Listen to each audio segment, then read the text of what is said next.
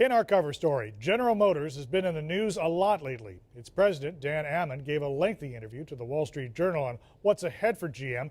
And though many things were expected, layoffs weren't necessarily one of them, which is where our coverage begins. General Motors is cutting production and laying off more than 500 workers at 2 assembly plants in Michigan. It's to reduce inventories of models that are selling slowly. I think the layoffs indicate that GM is trying to create output from its factories that aligns with what shoppers want. So shoppers are moving toward trucks and SUVs. Most of the layoffs will be in Lansing, where GM makes Cadillac luxury sedans that have dropped 5% in sales this year, while German competition enjoyed double-digit growth. The remaining layoffs will be where GM builds Buick Verano and Chevy Sonic cars. That's because cheaper gas prices have decreased demand for smaller, more fuel-efficient vehicles.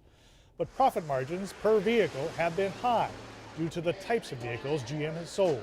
So if you look, their truck sales are up much higher than their car sales on a percentage basis year over year. And what that's doing is that's fueling higher priced vehicles going out the door. That's improving profits for GM, kind of keeping them above ground right now despite the bulk of all these recalls. Dan Ammann, GM's president under CEO Mary Barra, lists a number of changes during his tenure that began in January, including moving Cadillac into a separate business unit, with sales and marketing transferred to New York next year. In Europe, GM has taken the Chevrolet brand off the market in order to concentrate on its German brand Opel. Still, recalls have kept an unflattering image of GM in public view. Roughly 50% or so of the recalls this year, the record recalls this year, have come from General Motors.